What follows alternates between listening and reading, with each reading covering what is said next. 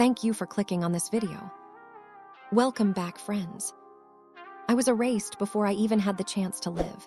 At 14 years old, my parents didn't just throw me out of their house, they threw me out of their hearts. The sound I can't forget isn't their hateful words or the door slamming shut. It's the crinkle of the black trash bag they stuffed my clothes into before shoving it into my arms. To them, I wasn't a son. I was waste, something to be dragged to the curb. That night, I stood on the sidewalk with everything I owned sagging inside that bag, my breath fogging the cold air. Curtains shifted in neighboring houses. People peered out, but no one stepped outside. And for the first time in my life, I realized something bone deep. I was completely, utterly alone. While most kids at 14 worried about homework or crushes, I worried about where I could sleep without getting attacked. I worried about what scraps might still be edible in a diner's trash bags. I worried about how long it would take for hunger to hollow me out. The first week felt like dying in slow motion. I was too proud to beg and too scared to ask for help, so I survived on whatever I could scavenge. One night, crouched behind a greasy dumpster, I found half a sandwich and ate it like it was a feast.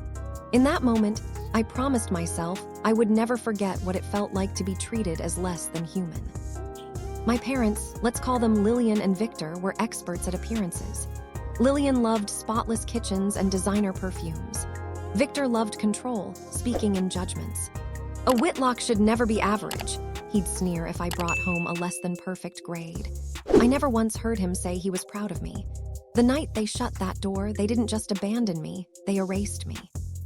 But not everyone in the family did. My little sister was 12 when it happened. I can still see her face at the upstairs window, palms pressed against the glass as I walked away.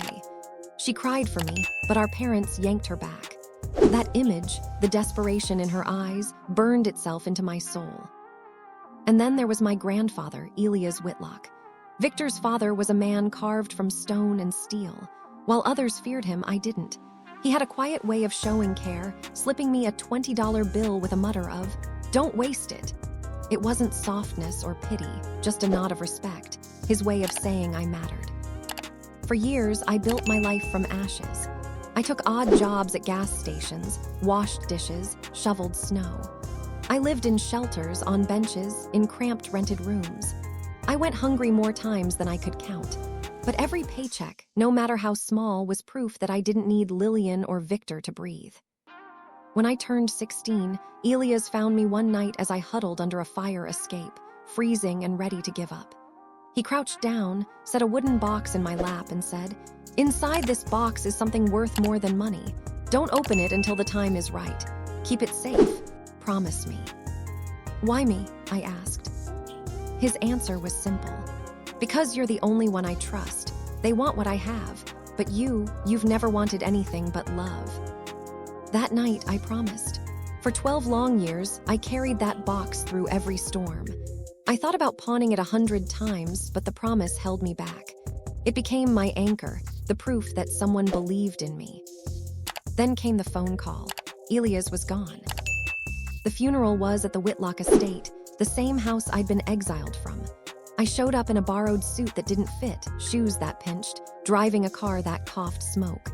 When I pulled into the long driveway, I saw them.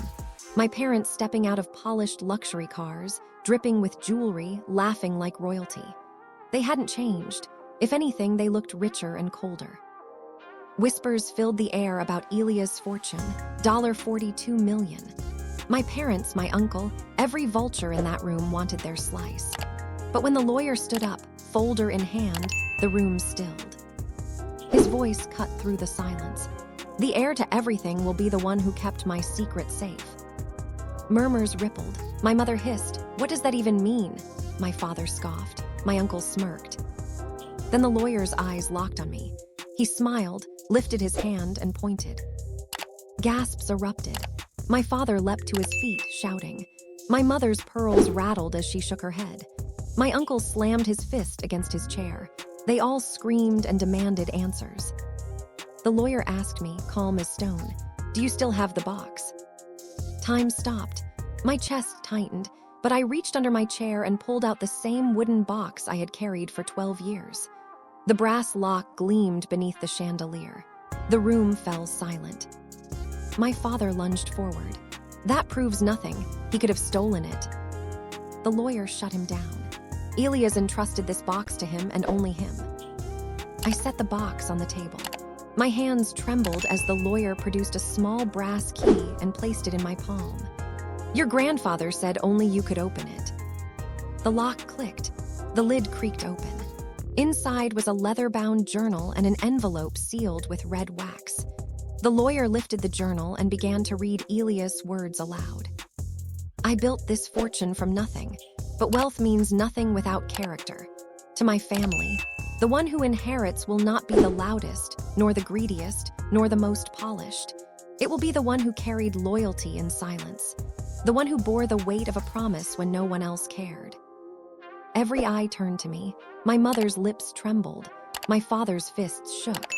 My uncle's smirk collapsed, and my sister looked at me with tears in her eyes. In that moment, I realized I wasn't the boy they threw away anymore. I was the man Elias had believed I could be. The fortune wasn't the real inheritance. The real gift was the truth. When the people who should love you the most betray you, you still get to decide who you become. To anyone listening now, if you've ever been cast out, erased, or made to feel like nothing, hear me. Your survival is your proof. And one day, the world will see what they tried to throw away. Thanks for watching PastQuest. If you enjoyed the journey into history, don't forget to like, share, and subscribe for more amazing stories from the past. See you in the next quest.